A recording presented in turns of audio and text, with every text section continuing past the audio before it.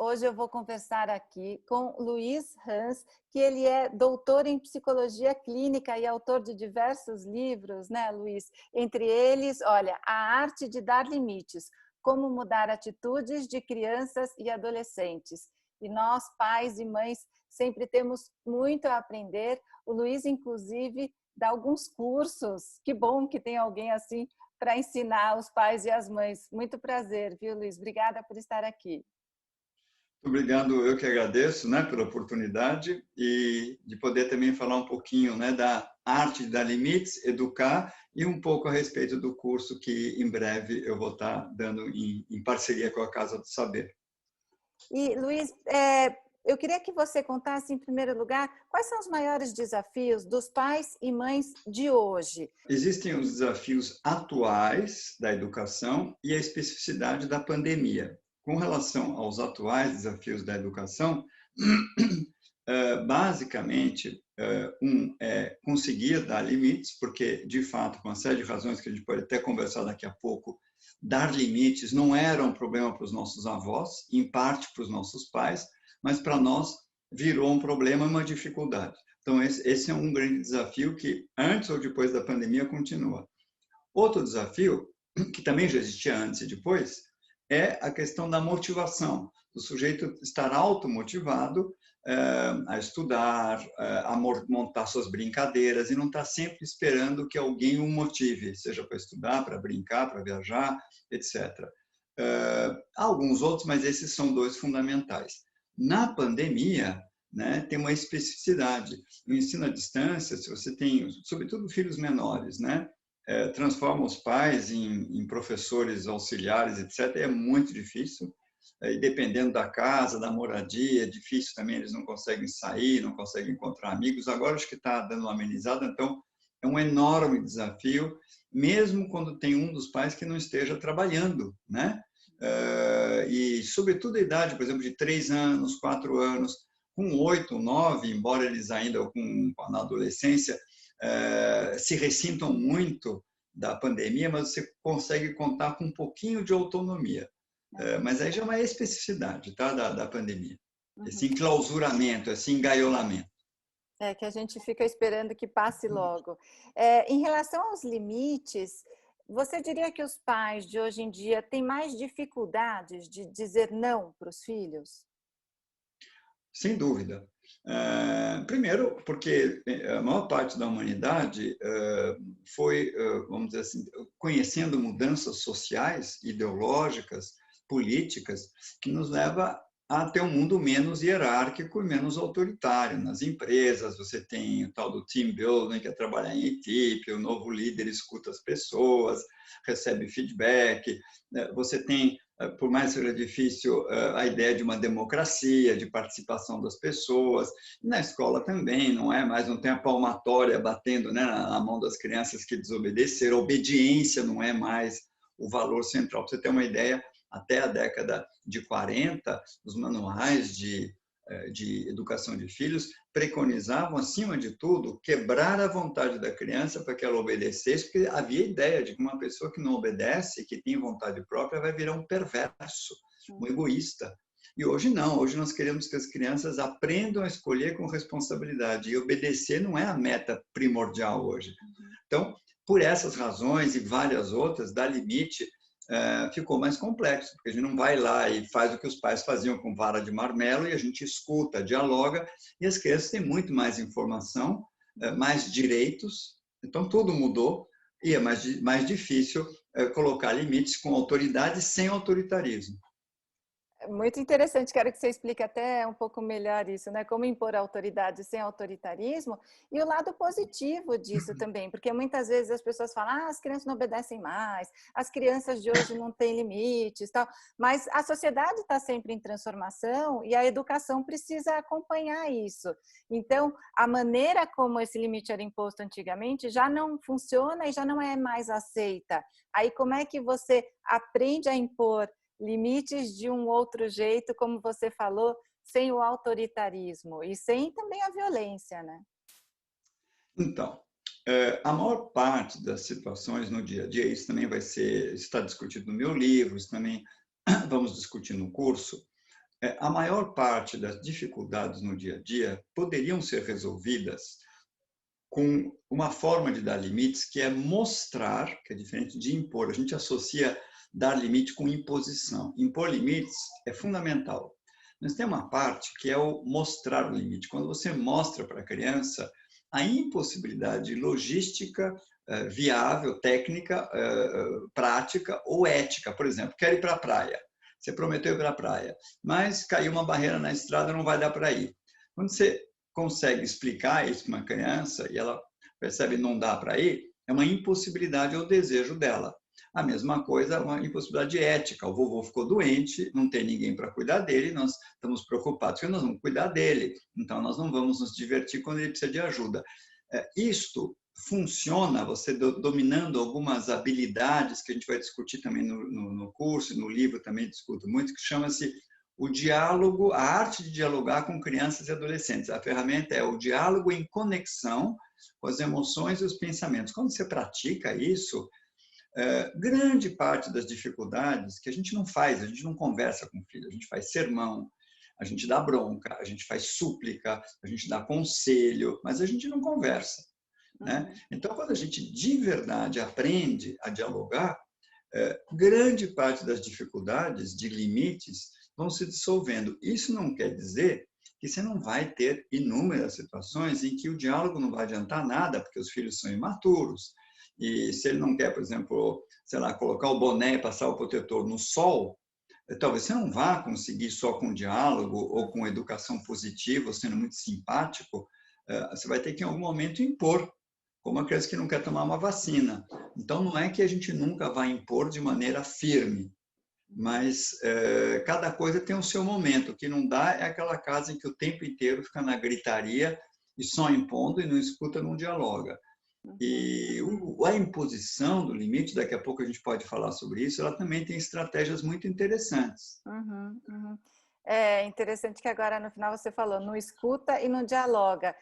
Como é importante falar e saber ouvir os filhos também. Exato. Na verdade, a partir dos 4 anos, as crianças, a gente esquece, a gente infantiliza muito os filhos. Elas têm uma capacidade muito avançada de dialogar. Se você souber, isso também no curso a gente vai ver, no livro a gente discute bastante, colocar na linguagem que uma criança de 4 anos entende, ela consegue falar de qualquer assunto, da crise fiscal brasileira até a concorrência entre as multinacionais na área de a questão da proteção de dados, até qualquer assunto complexo, elas entendem. É só você transformar esses assuntos em histórias do coelhinho na floresta. E aí tem várias técnicas deliciosas, muito divertidas, que a gente ensina para os pais de como trazer os grandes assuntos, liberdade, ética, qualquer assunto, mesmo assuntos complexos, nessa linguagem. E dentro dessa linguagem, escutar os filhos. Eles são capazes de dar opiniões muito interessantes e construir um caminho. E eles são muito mais responsáveis e razoáveis do que a gente imagina. Agora, se você já entra sufocando a criança, ansioso, já dando todas as regras, elas também vão reagindo de uma maneira infantilizada. Isso não quer dizer que de vez em quando você não vai impor, mas é importante dialogar, e dialogar é isso que você falou. O diálogo em conexão com as emoções e os pensamentos, ele tem 2 blocos. O primeiro é escutar. Eu jamais vou ser escutado por você se eu não te escutar.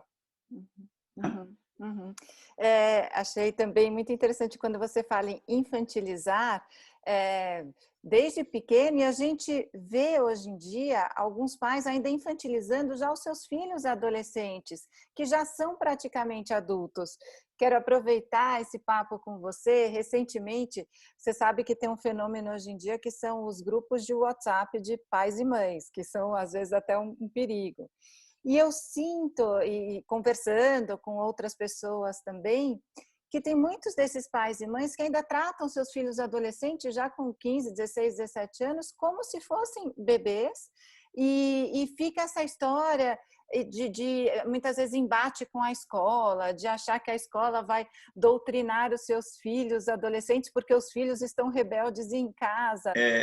Aí algumas coisas. Primeiro, um dos grandes desafios, especificamente na cultura brasileira e na classe média, isso que eu vou falar, não vale né? Para o sujeito que está vivendo de um salário para pagar o seu dia a dia, num trabalho, sei lá, seja numa fábrica ou trabalhos domésticos, etc. Estou falando de uma classe média que tem um pouco mais de recursos, né? Porque os outros tipos de pais, eles naturalmente fazem uma coisa que é, porque não tem outra saída, porque não tem babá, não tem empregada doméstica, auxiliar, não tem motorista, não tem nada disso, e não tem tempo, porque pai e mãe vão trabalhar dando um duro danado, pegar condução cedo, as crianças desenvolvem autonomia. Mas na classe média brasileira e nas classes mais abastadas, esse é um problema endêmico, é sério. As crianças não são estimuladas a ter autonomia.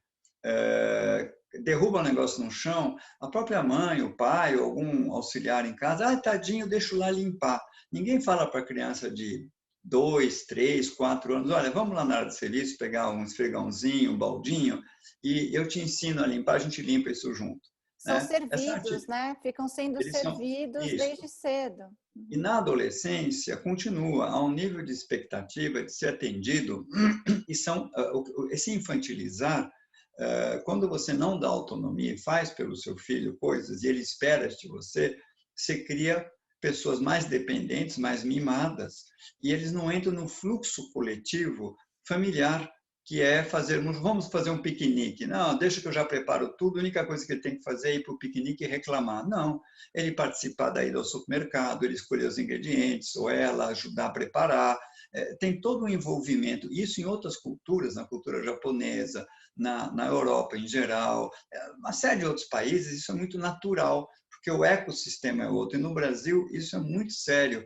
A escola, por exemplo, já fala, olha, você vai estudar o capítulo tal de tal matéria. Na Alemanha, a escola não fala isso. A escola fala, você vai estudar fotossíntese.